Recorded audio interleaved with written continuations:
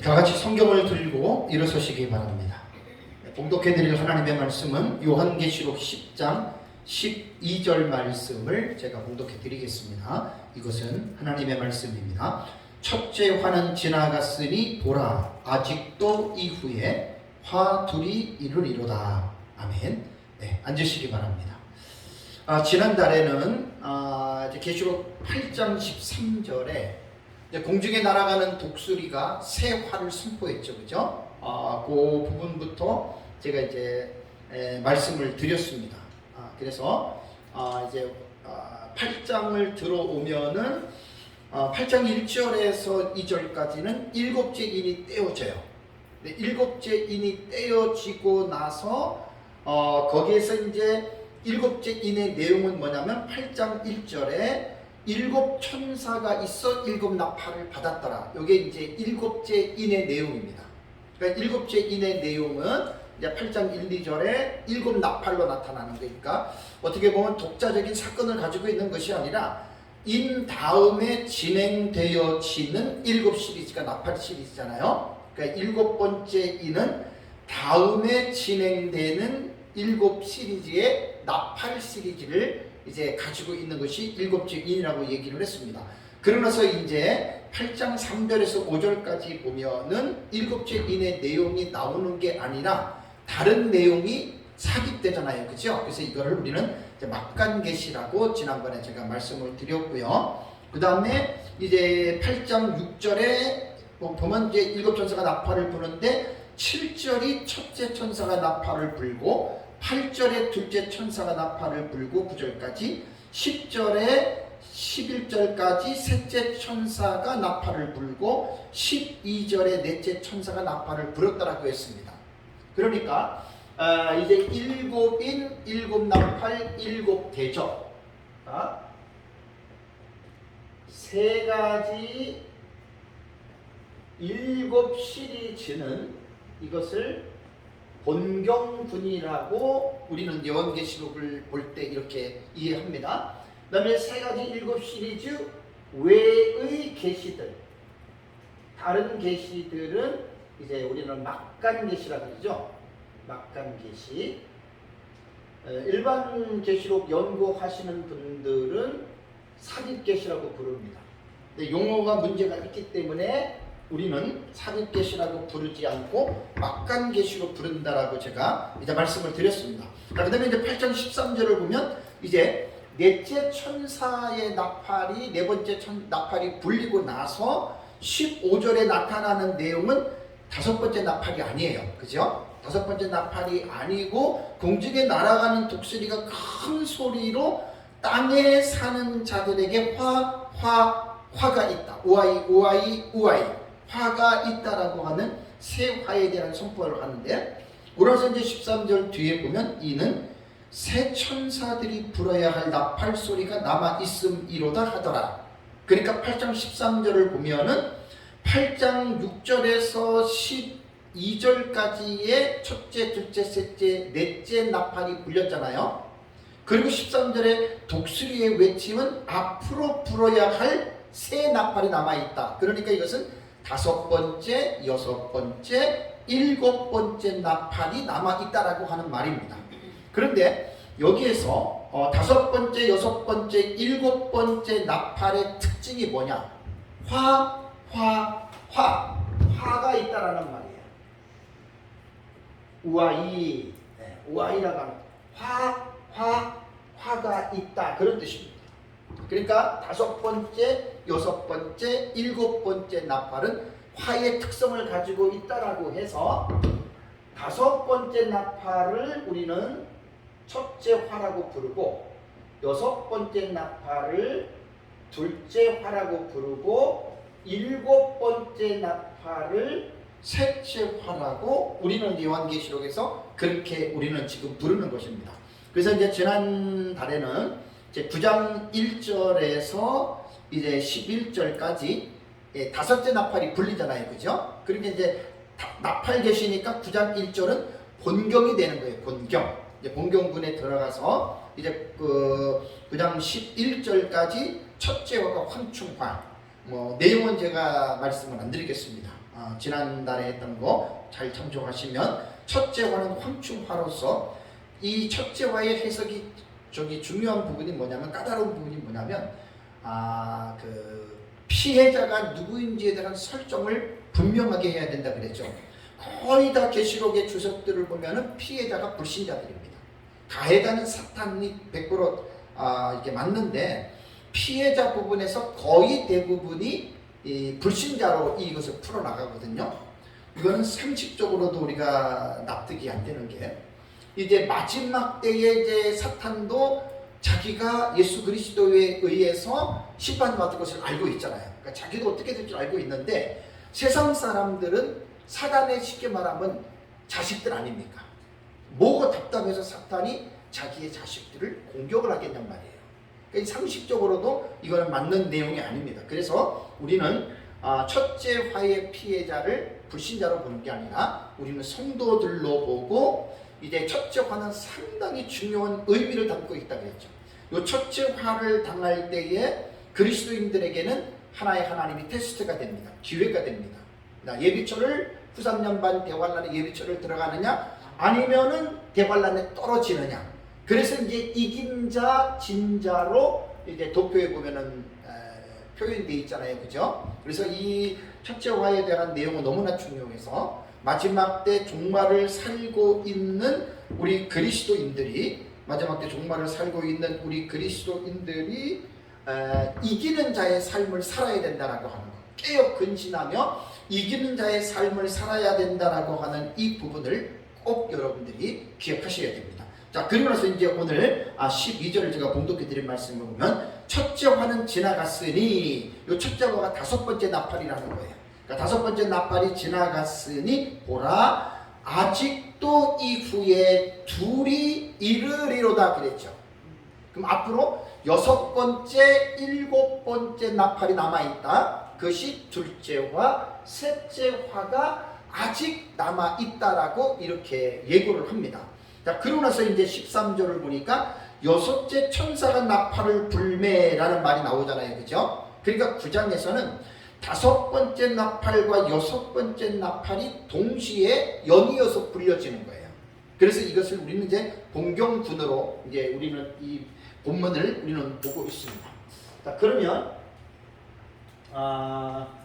오늘은 이제 서론 시간에 제가 뭘 좀 강조를 하려고 다시 반복해서 말씀드리려고 하냐면 이제 중요한 부분들은 우리가 계속해서 반복적인 학습이 중요하거든요. 자, 요한계시록은 제가 수도 없이 말씀을 드렸지만 장과 절에 얽매여서 요한계시록을 보면 안 됩니다. 그러니까 장과 절에 얽매여서 요한계시록의 사건을 풀다 보면 그건 정말 무식한 소치예요. 왜냐하면 성경이 기록될 당시에 장과 절이 있었습니까? 없었습니까? 장과 절이 없었어요. 구약도 그렇고 신약도 그렇고 장과 절이 없었고요. 특별히 이제 요한계시록 같은 경우는 대문자 사본이라고 해서 8, 9세기까지는 전부 다 그 헬라어 대문자로 그냥 띄어쓰기도 안 하고 쫙 썼다 그래요. 그 웬만한 사람들 외에는 그걸 누가 읽을 수 있겠어요? 그죠? 그러니까 이제 그러다가 12세기에 장을 구분하고 15세기에 절을 구분을 한 거예요. 그러니까 요한계시록을 우리가 볼 때에는 장과 절이 없이 장과 절이 없이 기록했기 때문에 요한계시록을 해석할 때에는 장과 절의 얽매임은 안 된다라고 하는 것을 제가 말씀을 드리는 겁니다. 그리고 이제 요한계시록을 어떻게 해석을 해야 되냐면 문맥을 살펴야 돼요. 문맥을 보고 살펴야 되는데 문맥이라고 하는 말은 뭐냐면 우리말의 의미는 글에 나타난 의미의 앞뒤를 연결해 주는 게 이게 문맥이에요. 그래서 이제 제가 연구한 요한계시록은 민목사님 연구한 거 제가 정리한 거죠. 6장부터 19장까지는 약 44가지의 사건이 나옵니다. 44가지의 사건은 44가지의 문맥으로 볼 수 있다는 거예요. 그러니까 계시록은 이렇게 봐야지 장과 절에 얽매여서 계시록을 보는 건 정말 무지의 소치입니다. 그래서 이제 문맥을 통해서 그래서 이제 요한계시록을 우리가 이해를 해야 요한계시록의 참뜻을 우리가 발견할 수 있다고 하는 것이죠. 자, 제 책 144페이지를 한번 가보세요. 제 책 144페이지를 가보면 144페이지를 가보면 도표 하나 나오죠, 그죠? 요한계시록에 나타나는 계시와 사건 정리 도표가 있습니다. 특별히 6장부터 잘 보셔야 됩니다. 6장부터 보시면은 맨 오른쪽에 나타난 사건이 있죠, 그죠? 6장에 6가지 사건이 나타나잖아요. 그러니까 6장에는 첫째인, 둘째인, 셋째인, 넷째인, 다섯째인, 여섯째인 6가지 사건이 나와요. 그러니까 이렇게 문맥으로 요한계시록은 구분해서 여러분 봐야 된다라고 하는 말입니다. 다음에 7장을 보면은 나타난 사건이 2번 돼 있죠. 2번 돼 있으니까 이 7장도 14만 4천의 인침과 그 다음에 신을 입은 큰 무리에 대한 환상이 대한 내용이 나오잖아요. 그러니까 이게 다 문맥으로 보는 거예요. 문맥으로 글에 나타난 의미. 그 다음에 이제 8장을 보면은 8장에는 사건이 7가지가 나타납니다. 그러니까 8장은 이제 지난주에 또 봤듯이 우리가 이제 성경을 보세요. 8장을 보면은 첫 번째 뭐가 나오죠? 7죄인이 떼지죠. 하나 나오죠. 다음에 두 번째는 막간계시록 금양료를 쏟는 사건 2번째 나오죠. 다음에 3번째는 첫째 나팔, 4번째는 둘째 나팔, 5번째는 셋째 나팔, 6번째는 넷째 나팔, 그 다음에 7번째는 뭐죠? 공중에 날아가는 독수리죠, 그죠? 그래서 8장에는 7가지 사건이 나온다는 거예요. 그래서 제가 144페이지에 요한계시록에 나타난 계시와 사건의 정리 도표를 만든 것은 이것은 문맥을 통해서 사건을 제가 이렇게 여러분 정리를 한 것입니다. 근데 여기서 수정해야 될 부분이 있습니다. 자, 수정해야 될 부분은 어디를 수정하냐면 20장을 보십시오. 여러분 이거 20장을 보시면 이제 새로 이제 그 재판되는 책에는 수정을 거의 다 해놨거든요. 20장을 보면은 5회 해놓고 1절하고 4절 7절 됐잖아요. 4절 7절을 지우셔야 돼요. 1절하고 10절하고 11절하고 12절하고 13절을 집어넣어야 돼요. 그러면 이제 여기에서 20장에는 이렇게 들어가고 다음에 20장에 나타난 사건 있잖아요. 20장에 나타난 사건은 횟수를 5번을 집어넣어야 됩니다. 4번이 아니라 5번입니다. 그래서 나타난 사건 맨 밑에 합계가 61번이 아니라 62회로 여기만 수정하시면 됩니다. 그래서 이제 요한계시록은 제가 6장부터 특별히 19장까지는 문맥을 중심으로, 그러니까 사건을 중심으로 한 거예요. 그러니까 한 문맥에 한 사건이 보통 대부분 나오니까 그렇게 해서 제가 이제 요한계시록을 이제 정리를 했습니다. 그래서 이 책에 제가 이제 집필한 것은 이렇게 이제 문맥으로 제가 기술을 했는데 요한계시록은 6장 이후부터 19장의 내용이 정말 어렵다 그랬죠, 그죠? 그러니까 제일 힘든 부분이 요한계시록은 6장부터가 어려워요. 1, 2, 3, 4, 5장까지는 별로 어렵지 않아요. 그리고 21장과 22장도 별로 어려운 내용이 아닙니다.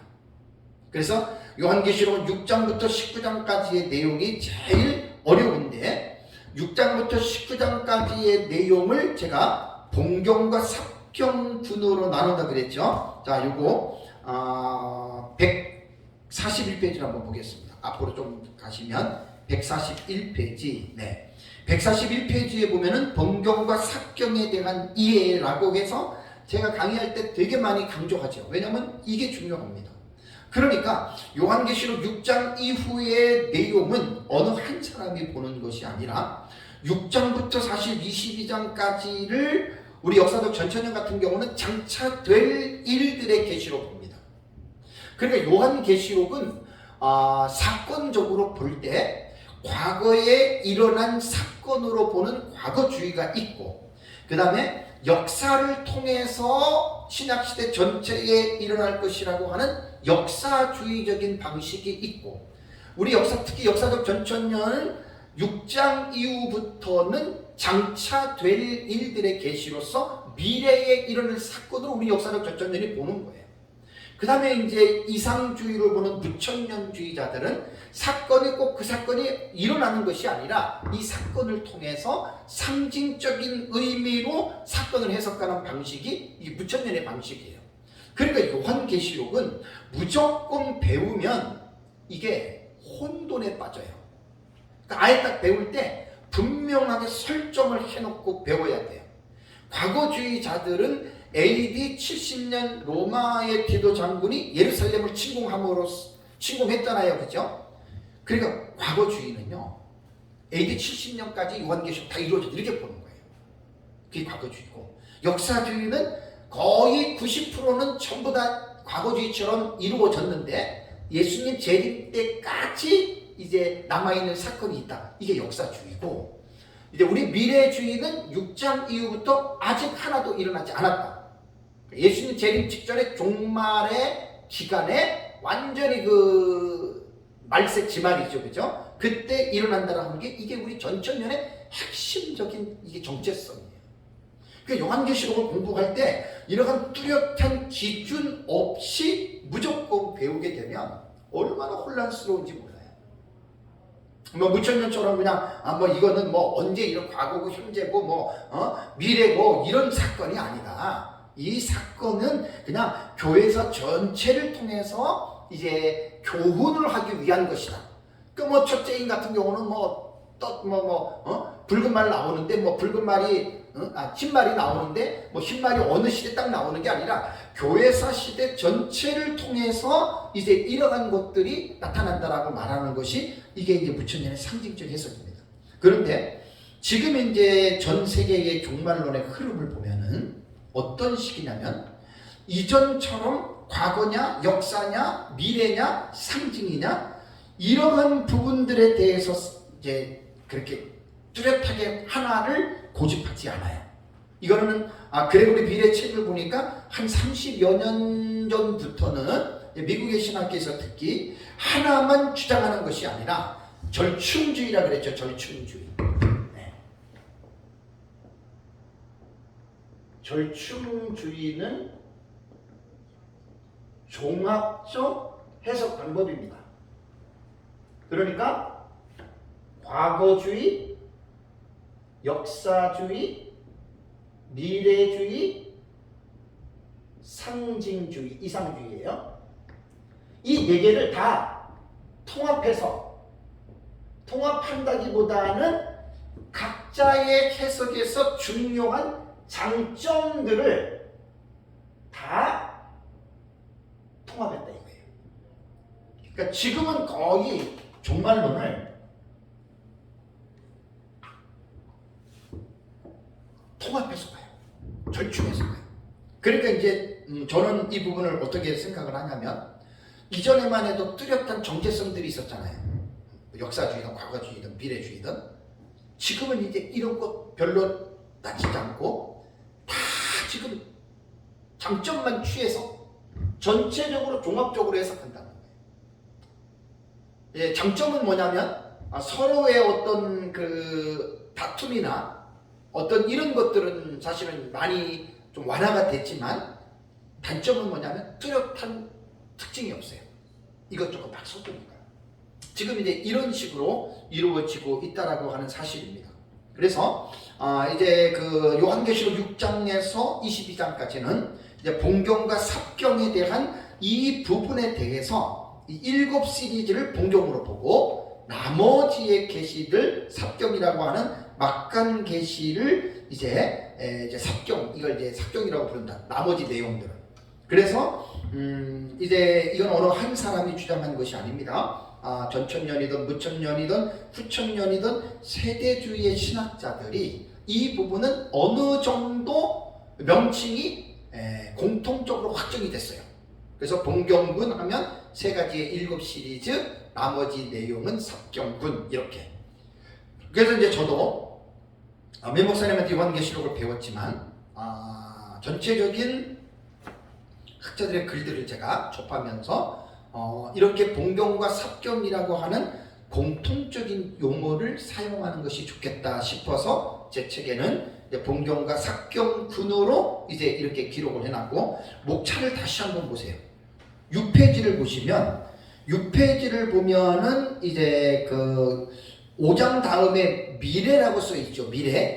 미래라고 써 있고 장차될 미래에 일어날 사실들 해서 6장에서 22장을 저는 분명하게 명시했습니다. 그러고 나서 이제 6장 1절에서 17절을 저는 장보다는 본경과 삽경을 저는 우선으로 기록을 했습니다. 그래서 제1본경 해놓고 이제 총론계시와 역경계시 연관된 계시에 대한 이해하면서 이제 6장 첫째 인에서 여섯째 인, 그 다음에 또 제1막강하고 7장 1절에서 17절, 그 다음에 7장으로 들어가면 두 가지 사건, 14만 4천의 인침과 흰옷 입은 큰 무리, 그 다음에 이제 그 밑에 보면 제2본경하고 일곱째 인의 개봉과 휴지기 해서 8장 1, 2절 이야기를 했죠. 그죠? 그래서 이제 8장을 들어가면 일곱째 인이 나오고, 그 다음에 제2막간 계시, 금양료를 쏟는 사건이 나오고, 제3본경 8장 6절에서 12절 첫째 나팔에서 넷째 나팔 나오고, 그 다음에 8장에서 제3막간 계시 8장 13절에 공중에 날아가는 독수리의 외침, 이렇게 제가 기록을 했다라는 거예요. 책을 쓸 때.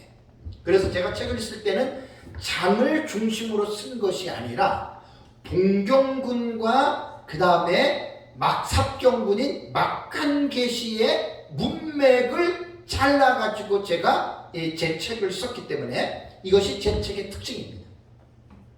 처음 보는 사람들은 왜 7장, 8장, 9장 이렇게 쓰지, 왜 거기다가 제1본경이니 제2막간이니 왜 제5본경이니 왜 이렇게 썼느냐 그랬는데, 그거는 요한계시록의 처음에 내가 그 강의할 때 말씀드린 대로 요한계시록은 처음에 기록이 될 때 모든 성경이 장과줄이 없이 그냥 쫙 띄어쓰기도 없이 그냥 기록한 거예요. 그래서 계시록을 올바르게 이해를 하기 위해서는 이렇게 문맥적으로 이 요한계시록은 이해를 해야 됩니다. 문맥적으로 이해를 해서 이제 제가 144페이지에 사건 정리 도표, 그거를 잘 참조하시면 정확하게 제가 문맥들을 나누어서 제가 이제 구분을 해 놓았다라고 하는 것 여러분들이 이제 기억을 하셔야 됩니다.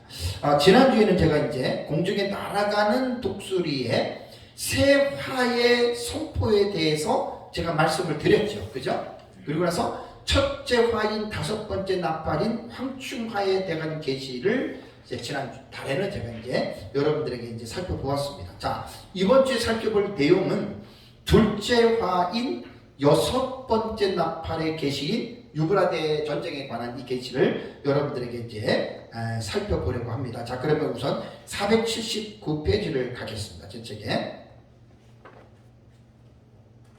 479페이지에 보시면, 자, 9장 12절에 첫째 화는 지나갔으니 보라 아직도 이후에 어떻게요? 화 둘이 이르리로다 그랬죠. 그러니까 여기서 보면은 이제 첫째 화에서는 무적행에서 올라오는 악령들의 조정을 받은 인간 황충떼들이 교회를 핍박하는 전 3년반 마지막 5개월 동안입니다. 그 첫째 화가 지나갔습니다. 그래서 이제 이 첫째 화의 기간을 우리는 언제 보냐면 전 3년반이 마치는 거기에 5개월로 보는 거예요. 5개월. 그래서 황충화가 이제 그때에 이제 일어나는 것으로 우리는 보고요. 그래서 첫째 화는 아까도 말씀드린 대로 이 피해자가 성도들입니다. 그러니까 성도들을 연단하고 성도들을 단련시키는 그러한 이제 화이거든요. 그러니까 그 첫째 화는 성도들이 겪을 큰 환난입니다. 큰 환난.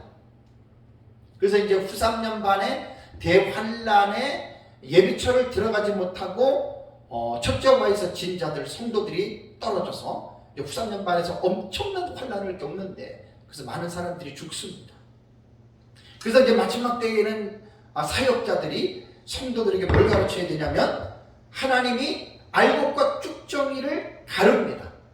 이제 황충화를 통해서 이제 믿음으로 이긴 자들은 13년반 대환란에 빠지지 않고 예비처로 들어가는 거예요. 그러니까 이 사실을 목회자들은 성도들에게 올바르게 잘 가르쳐 줘야 됩니다.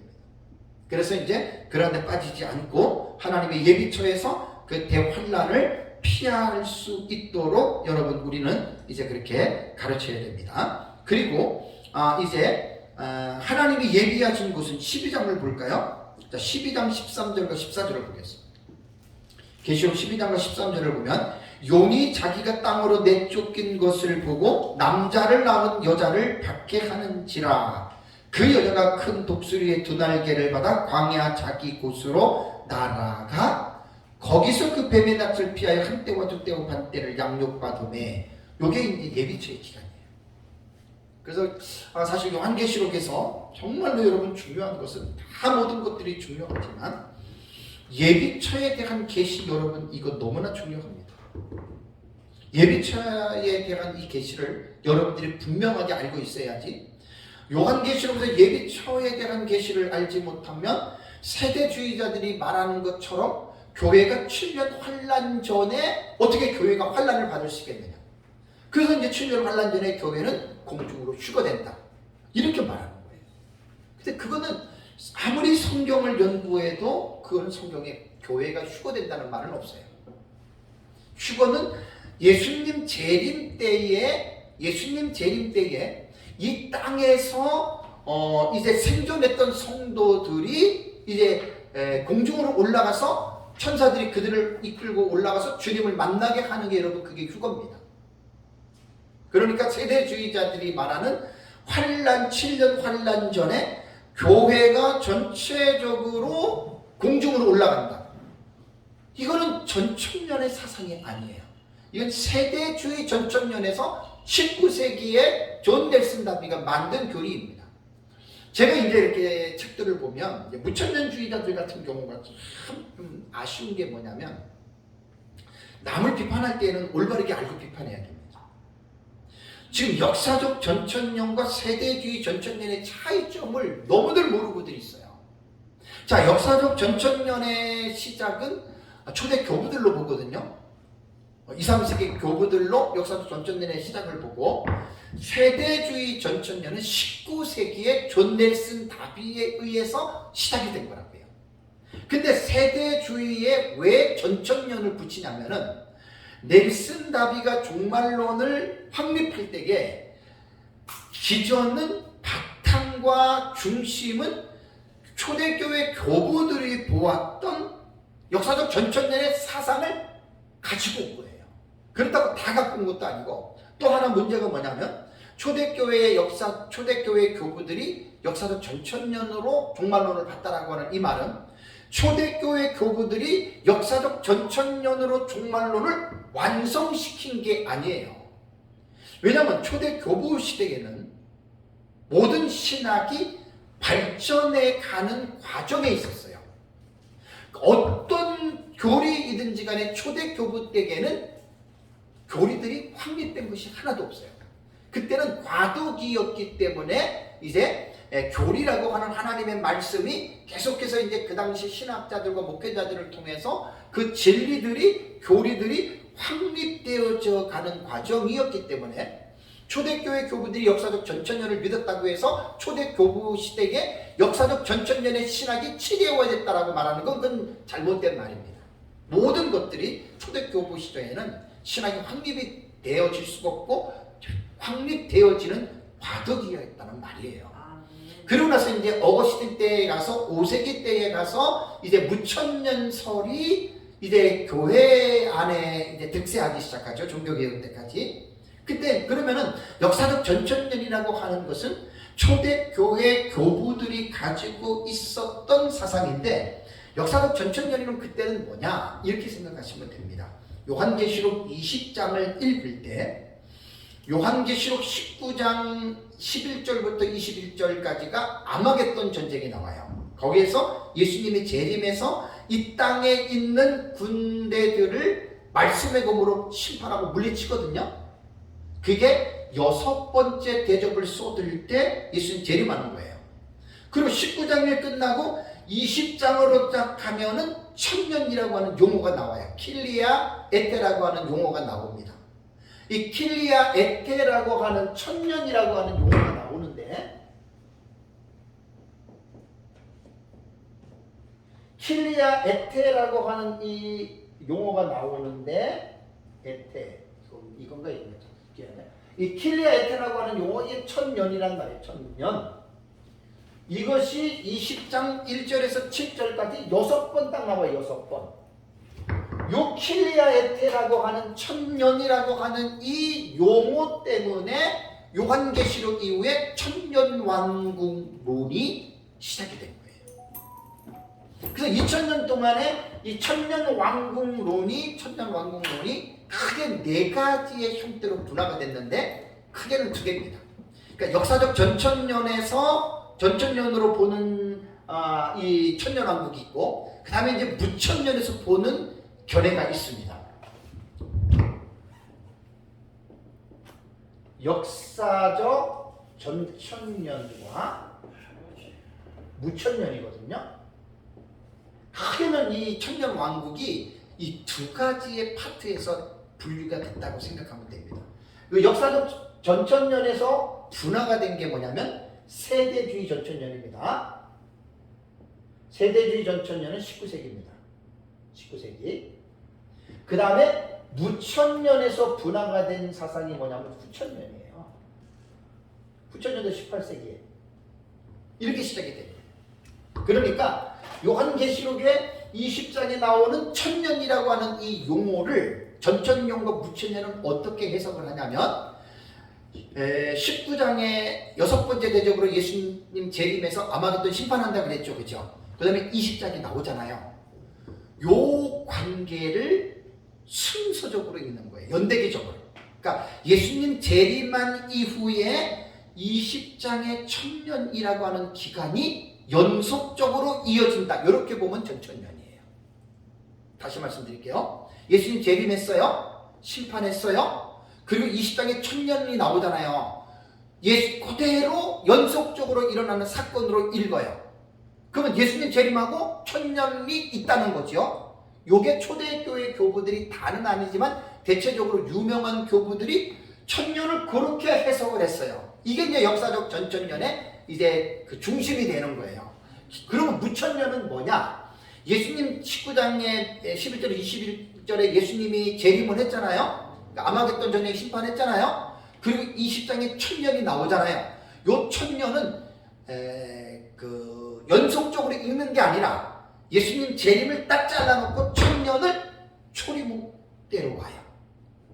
그러니까 무천년의 해석은 어떻게 해석을 하냐면 7가지의 테마를 해석을 하는데, 요한계시록 1장부터 22장까지를 예수님 초림부터 재림이라고 하는 이 틀을 하나, 둘, 셋, 넷, 다섯, 여섯, 7파트로, 이게 이제 제가 요한계시록 독법에 쓰는 책에서 요걸 내가 정리를 하려고 해요. 이게 뭐냐면 핸드릭스, 무천년의 추경학자 핸드릭슨이 요한계시록 이렇게 봤어요. 그러니까 이제 무천년 따는 사람들은 다 여기에 공감할 수밖에 없는 거예요. 주경학자가 이렇게 대학자가 봤으니까. 그러니까 이제 여기서 보세요. 19장에 예수님 재림했죠. 그죠? 20장은 어떻게 되느냐? 초림으로 가는 거예요. 그러니까 19장과 20장의 관계를 연속적으로 보지 않고, 그죠? 다시 앞으로 가는 거. 그래서 19장과 20장을 어떻게 해석하느냐를 딱 보면은 연속적으로 해석하면 무슨 주의? 전천년.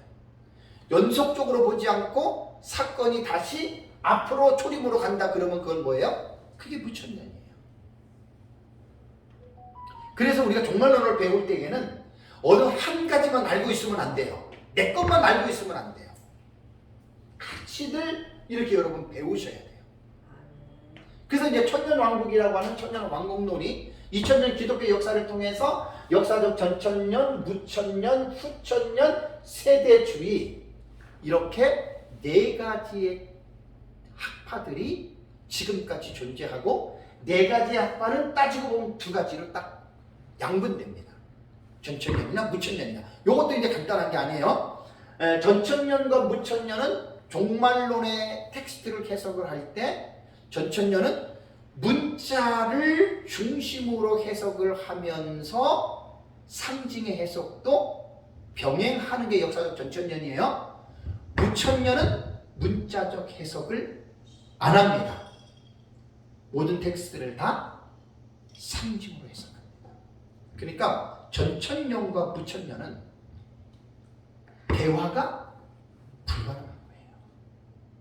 그러면서도 개혁신학자들이 대화가 불가능하면서도 자기들이 보고 있는 내용들을 상호 존중하면서 왔다고 하는 것, 이걸 여러분들이 기억하셔야 돼요. 내 것만 옳고 나와 다른 너는 틀렸다고 그래가지고 자꾸만 이제 이것이 어떤 다툼이 되고 싸움이 되잖아요. 이거는 마귀가 하는 짓이에요. 마귀가. 네, 그렇게 이제 요한계시록을 그렇게 봐서는 안 됩니다. 그래서 이 첫째와의 기간에서는 우리가 이제 이제 잘 봐야 되냐면 예비처라고 하는 이 하나님이 자기를 위하여 예비한 장소거든요. 그게 예비처예요. 하나님 자신을 위하여 성도들을 보호하기 위해서 이제 그렇게 한 부분들이 있다라고 하는 것, 여러분 이거를 꼭 기억하셔야 됩니다. 다음에 이제 제 책 479페이지입니다. 479페이지 맨 밑에 보면 이후에 남은 화, 그 다음에 이후에 화 둘이 이르리라고 말씀했어요. 그죠? 여기서 화 둘은 둘째 화와 셋째 화를 말합니다. 그래서 이제 오늘 공부할 게 둘째 화, 나팔 순리대로는 여섯 번째 나팔이 되는 거고, 셋째 화는 나팔의 순서로 볼 때는 일곱 번째 나팔이 되는 거예요. 그래서 둘째 화와 셋째 화는 언제 일어나냐면 후상면반이 시작될 때, 이제 한눈에 보는 요한계시록 도표를 보면 딱 나오잖아요. 그죠? 둘째 화는 후상면반이 시작될 때 여섯 번째 나팔 유브라데 전쟁이 일어나는 건데, 이 전쟁의 의미가 미중유의 전쟁이에요. 역사상 이런 전쟁은 있지도 않았어요. 그래서 이제 후상면반 시작될 때 둘째 화 유브라데 전쟁이 일어나고, 다음에 이제 셋째 화가 일곱 번째 나팔이거든요. 일곱 번째 나팔은 일곱째 인과 마찬가지로 자체적으로 내용은 가지고 있지 않습니다. 다음번에 전개될 세 가지 일곱 시리즈를 대략적으로 윤곽적으로 보여주는 게 일곱 번째 나팔이거든요. 그러니까 일곱 번째 나팔은 다음에 곧 나타날 일곱 대접을 보여주는 게 그게 일곱 번째 나팔입니다. 그래서 이후에 남은 화라고 말을 할 때에는 둘째 화와 이제 셋째 화에 대한 이 부분을 기대를 가지고 여러분 우리가 이제 성경을 우리가 이제 봐야 됩니다. 그래서 이제 그 본문을 통해서 우리가 이제 볼 때 오늘은 이제 9장을 보겠습니다. 9장을 보시면 자 9장 1절을 한번 볼까요? 9장 1절에 보면 다섯째 천사가 나팔을 불매. 요거 이제 읽었던 거고 이제 그 13절입니다. 이제 13절. 아까 12절 내가 이제 설명을 했습니다. 첫째 화는 지나갔으니 이제 보라 아직도 이후에 둘이 남았다. 자 13절을 보시면 여섯째 천사가 나팔을 불매 내가 들으니 하나님 앞 금제단 넷불에서 한 음성이 나서라면서 이제 여섯 번째 나팔이 불리는, 또 여섯 번째 나팔이 불리면서 이제 그 사건이 어떠한 사건이 이루어지는지에 대해서 지금 이 부분을 지금 말씀을 하고 있습니다. 그러니까 이제 요한계시록 9장에서는 이제 1절에서 11절까지가 이제 그 첫째 화 다섯 번째 나팔이 되잖아요. 다섯 번째 나팔이 되고, 다음에 이제 13절부터는 둘째 화인 여섯 번째 나팔이 이제 불려지는 것입니다. 자, 여섯 번째 나팔이 이제 불려지는 것인데, 자, 이제 둘째 화로 나타나는 이제 유브라데 전쟁에 대해서 잠깐 제가 이 부분에 대해서 말씀을 제가 좀 드리겠습니다. 자, 이제 사도 요한은 여섯째 나팔이 불리면서 한 음성을 듣습니다. 그러니까 듣다라고 하는 말은 에쿠사이입니다. 내가 들었다라고 하는 말입니다. 자, 듣는데 그 음성은 하나님 앞 제단에서 넷불에서 들리는 음성입니다. 여러분들 하나하나 다 이제 자세하게 제단은 뭐고 넷불이 뭐고 요 부분들은 이제 우리가 해 나가야 되는데 13절에 보시면 이제 넷불에서 한 음성이 나서라고 하는 말인데 요게 금제단뿔이라고 하는 용어가 나오죠. 그죠? 요 단어는 용어는 요 신약성경 이곳에서만 딱 나옵니다. 금제단뿔. 제단이라고 하는 용어와 연관된 본문은 요한계시록 6장 9절과 8장 3절에서 5절과 14장 18절과 16장 7절을 보면은 제단이라고 하는 용어가 나와요. 제단이라고 하는 용어가. 그러면 여기서 이 음성이 누구의 음성인가에 대해서는 학자들 나름대로 추정을 합니다. 그래서 누구의 음성이고 누구의 음성이고 이렇게 이야기를 하는데 우리가 중요한 것은 뭐냐면 본문에서 누구의 음성인지에 대해서는 본문에서는 명확하게 밝히지 않았기 때문에 우리는 제단으로부터라고 하는 출처로 볼 때에 이 음성은 하나님의 음성 아니면 천사장의 음성으로 볼 수가 있다. 이렇게 지금 보는 것이죠. 제가 지금 이제 이번 시간에 강의는 주의 강의입니다. 성경을 하나하나 읽으면서 그것을 이제 해석해 가는 거예요. 저희 교회에서 에베소서 주의 설교를 이번 주일날 다 마쳤습니다. 작년 11월부터 해서 지금까지 마쳤는데 주의 설교는 참 힘들어요. 어렵기도 하고 준비도 많이 해야 되고 설명하는 것도 쉽지 않고 하나하나 다 설명을 해야 되니까. 그래서 이제 제 책이 요한계시록 주의 책으로 제가 낸 거예요. 그래서 여러분들이 이제 좀 설교를 할 때에는 목회자들이 어려워도 주의 설교를 하도록 많이 힘써야 됩니다. 주의 설교. 그래서 이제 그렇게 좀 이번 시간 오늘 이번 달에는 제가 좀 이제 강의를 지금 해 나가는 겁니다. 자, 여섯째 천사의 나팔은 매우 이제 중요한 의미를 가지죠. 왜냐하면 이 나팔이 불 시기가 전 3년 반이 지나고 후 3년 반이 들어서면서 이 둘째 화는 여섯째 나팔은 불려진다라고 하는 여러분 이러한 것을 꼭 기억해야 됩니다. 자, 여기서 잠시 여섯 번째 나팔을 부는 시기에 이 세상은 어떤 형편인지를 먼저 생각해 봐야 됩니다. 그런데 요한계시록을 도표를 보시면 한 일해 동안에 7년 안에 이제 44가지 사건들이 쭉 일어나는데 그 하나의 사건에만 집중하지 말고 그 사건이 이루어지기 전의 상황과 그 다음에 그 사건이 일어날 후에 대한 상황들도 여러분 우리가 서로 보면서 우리가 이제 이해를 해야 되거든요. 그렇다면 이제 후 3년 반이 시작이 되면서 이제 이 세상의 형편이 어떻게 되느냐라고 하는 것을 볼 때에 자 우선 도표를 보시면 전 3년 반이 시작될 때에도 한 10가지 사건이 동시다발적으로 쫙 일어나죠. 그죠? 후 3년 반에도 마찬가지예요. 동시다발적으로 일어나요. 그래서 이제 도표를 보면 두중인들이 승천을 하죠. 그죠? 두중인들이 승천을 하고 그 다음에 이제 둘째인 붉은 말이 나타나잖아요. 그 붉은 말의 둘째인이 저게 둘째 화인 유브라데 전쟁과 똑같은 계시예요. 계시 방법이 다를 뿐이죠. 그 다음에 이제 예비초로 이긴 자들이 들어가요. 여자의 남은 자손들과 유대인의 남은 자손들이 어떻게 해요? 후 3년만 대환 안에 떨어져요. 그 다음에 유브라데 전쟁이 여러분 일어나는 거예요. 그러니까 최소한 7 내지 8가지의 사건들이 후 3년 반이 시작이 될 때 동시다발적으로 저 사건들이 일어난다라고 하는 것 여러분 꼭 기억을 해야 됩니다. 동시다발적으로 일어나는 거예요. 따뜻한 물 주세요.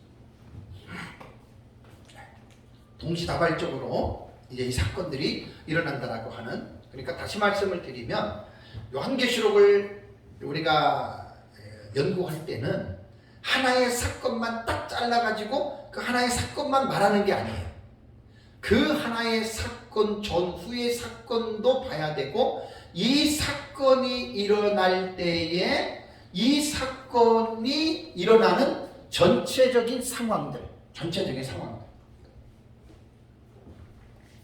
그러니까 사회적인 상황도 봐야 되고요.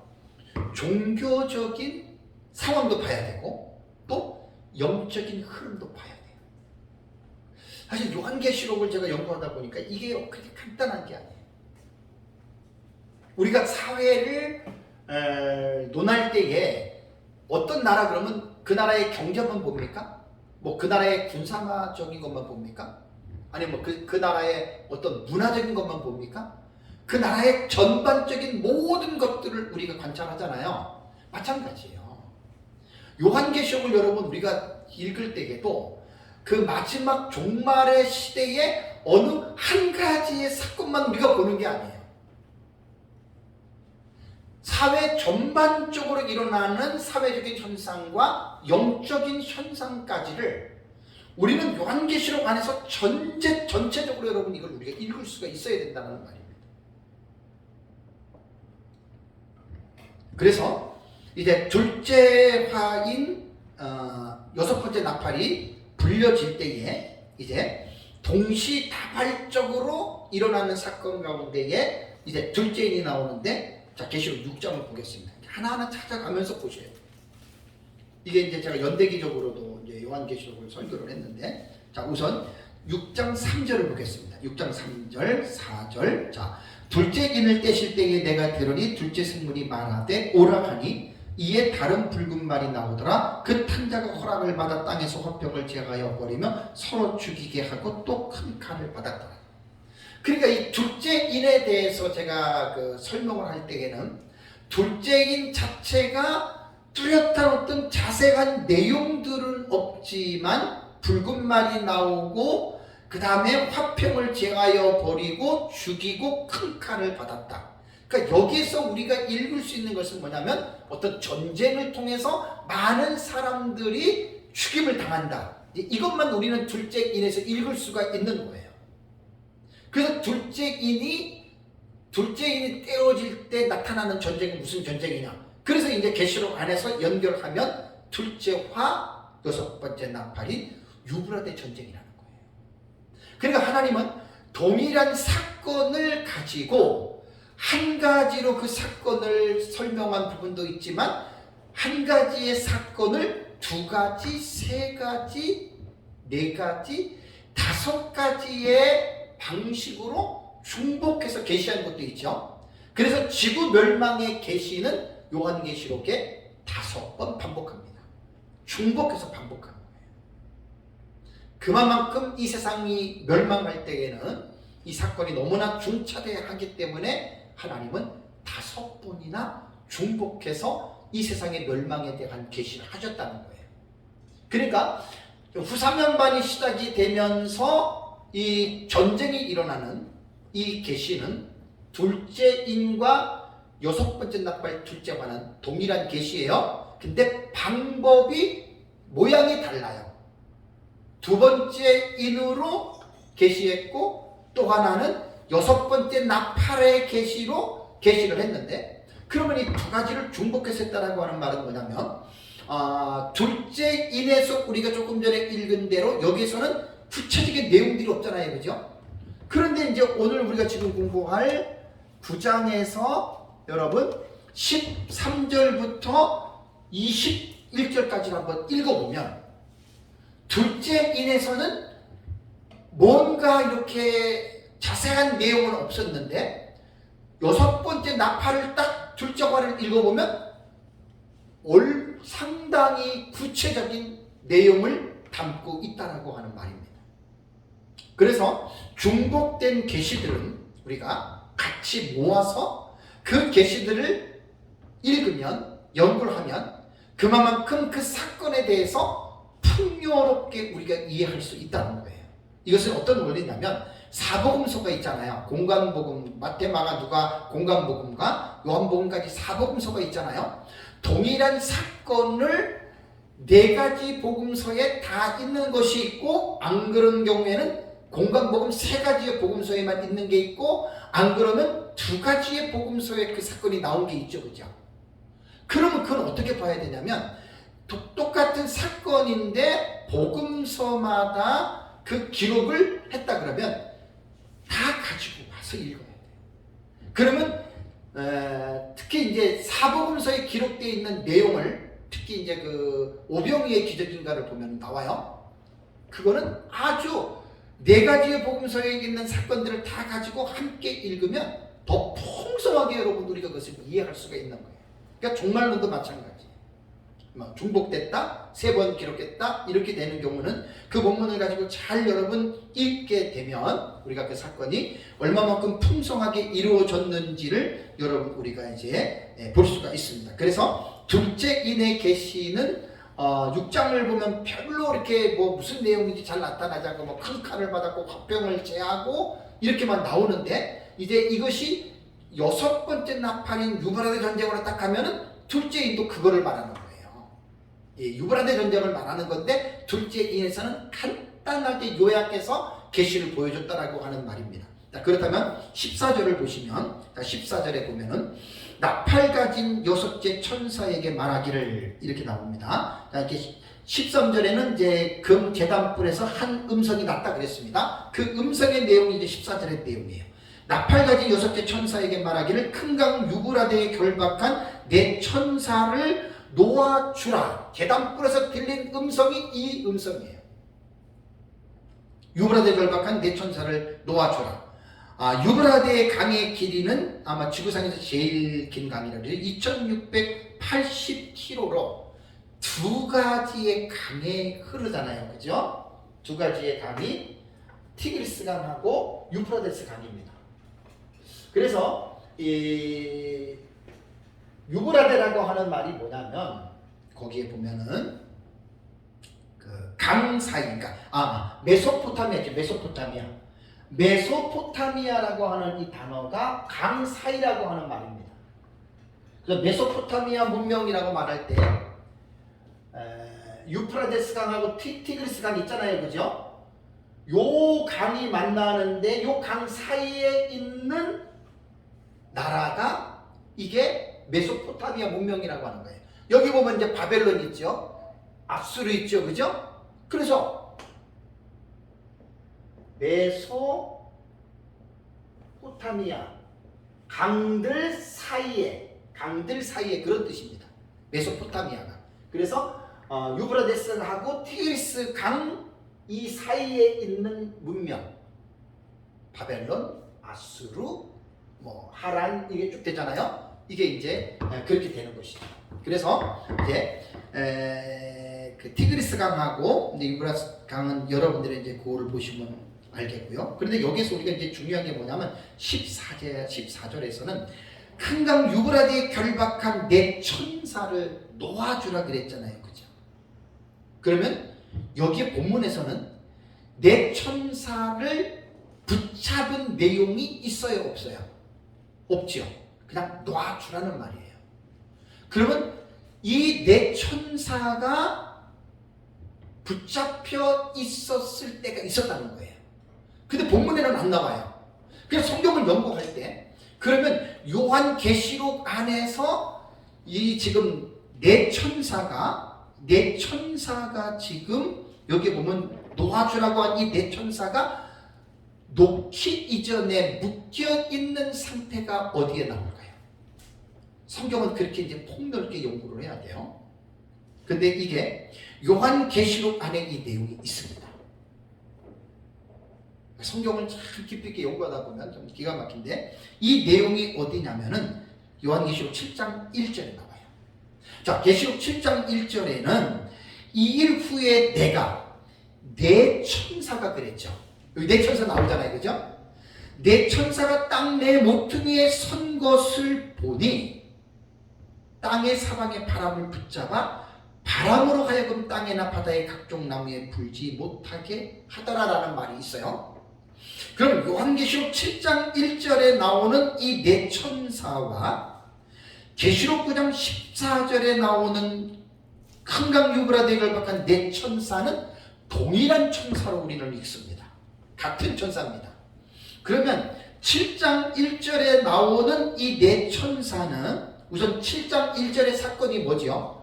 14만 4천인에게 인을 치는 사건이죠. 그리고 지금 여기에서 9장 14절에 나오는 내 천사를 놓아주라라고 하는 똑같은 천사인데 이것을 시기적으로 볼 때는 차이가 있어요. 14만 4천을 인칠 때가 언제나 그랬죠? 한일에 언제예요? 전사년만 시작할 때잖아요. 그죠? 그리고 유브라데강 전쟁이 일어날 때는 언제예요? 후삼년반 시작이잖아요. 그러니까 전삼년반기가 1261이라고 하는 기간에 이 갭이 있는 거예요. 그러니까 내 천사 그 7장 1절에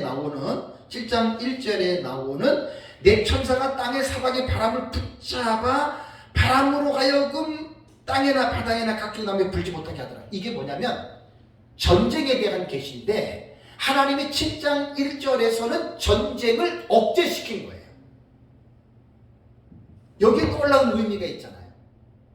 그러니까 14만 4천의 인을 치는데 우리는 14만 4천을 마지막 시대의 사역자들인 사명자들인 두중인으로 우리는 보잖아요. 그죠? 그러니까 두중인에게 인을 딱 치는 그 시점에 원래는 이 네 천사가 전쟁을 일으켜야 돼요. 근데 1절에는 뭐라고 그랬어요? 땅의 바람에 바람을 불지 못하게 하라. 이 말은 뭐냐면 하나님의 절대적인 주권과 섭리 속에서 사실 유브라데 전쟁은 7장 1절에 전삼년 만에 사실 일어나야 될 전쟁입니다. 하나님이 특별하신 섭리로 막은 거예요. 자, 여기서 우리는 뭘 우리가 생각할 수 있냐면 앞으로 언제인지 모르지만 한일해가 시작이 되는 시점이 있거든요. 그 한일해가 시작되는 시점은 후삼년반에 시작되는 유브라데 전쟁이 발발하려고 하는 분명한 증세들이 나타납니다. 증상들이. 근데 그 전쟁이 3년 6개월 동안 유예가 됩니다. 앞으로 잘 보세요. 역사 세계에서 그것은 이 일 분명히 일어납니다. 여기 보면은 4대 열강, 여기 보면 네 천사가 땅 네 모퉁이라고 하는 이 말은요, 네 모퉁이라고 하는 말은 인류 종말에 등장하는 4대 열강을 말합니다. 인류 종말에 등장하는 4대 열강은 다니엘서 7장에 나오죠. 네 짐승 중에서 누구지요? 네 짐승 중에서 무서운 철이를 가진 짐승이 바로 이게 4대 열강 중에 승자가 되는 거예요. 자, 다니엘서 여러분 7장을 가보세요. 다니엘서 7장. 성경을 좀 깊이 있게 공부하려면 이렇게 공부를 해야 됩니다. 자, 다니엘서 7장에 보면은 다 지금 연관이 되어져 있는 거예요. 자, 다니엘서 7장을 보면은 큰 짐승 넷이 바다에서 나왔다. 3절 나오잖아요. 그죠? 자, 첫 번째는 4절에 사자와 같고, 5절에 둘째는 곰과 같고, 다음에 셋째는 표범과 같은, 그렇죠? 사자, 곰, 표범과 같고, 다음에 무서운 철이를 가진 짐승. 요게 마지막 때에 나타날 4대 열강이에요. 그럼 요즘 우리가 살고 있는 이 시대의 버전으로 본다면 미국 당연히 들어가요. 러시아하고 중국은 사회주의 국가니까 당연히 들어가죠. 그 다음에 이제 예를 들자면은 유럽연합, 그 다음에 우리가 또 추측할 수 있는 것들은 아랍연합은 아직 아랍연맹이 있기는 하지만 아직까지는 어떤 그 힘을 발휘하고 있지는 않아요. 자, 예를 들어서 말하는 거예요. 예를 들어서 이렇게 세계의 각 열강들이 마지막 때 전쟁을 일으킨다. 이거는 분명한 시나리오가 됩니다.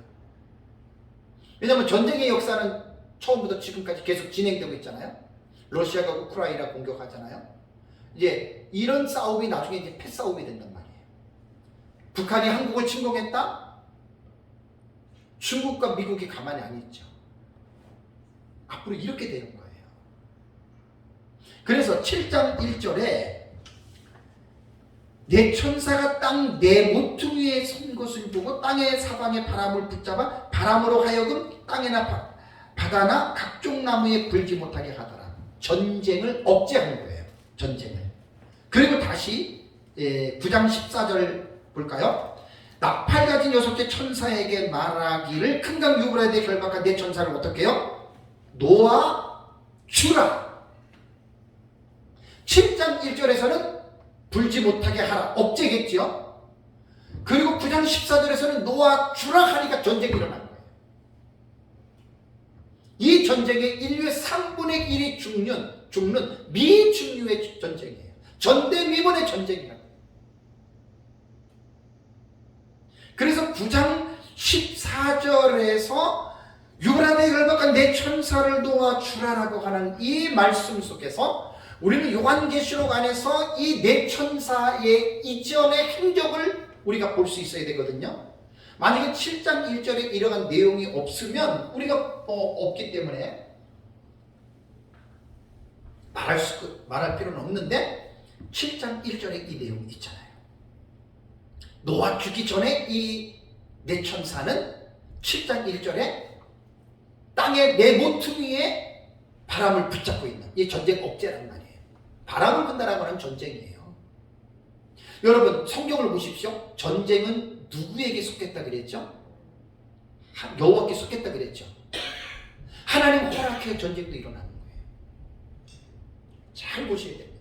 하나님은 모든 것들을 하나님께서는 주관하시는 분이시잖아요. 그 유브라데 전쟁은 지금 땅의 결박한 내 천사를 놓아주라. 그게 이제 7장을 가니까 3년 6개월 전에 이미 이 전쟁이 어떻게 해요? 일어났어야 되는데 하나님이 전쟁을 억제시킨 이유가 뭐라 그랬죠? 뭘 하기 위해서? 14만 4천의 두 주민들의 인을 치고 그 다음에 1260일 동안 두 증인들을 통해서 영적으로 잠들어 있는 하나님의 백성들을 깨우는 사역을 하기 위해서 유브라데 전쟁은 3년 6개월 동안 유예됐다는 겁니다. 이게 놀라운 일입니다. 잠깐 우리 쉬도록 하겠습니다.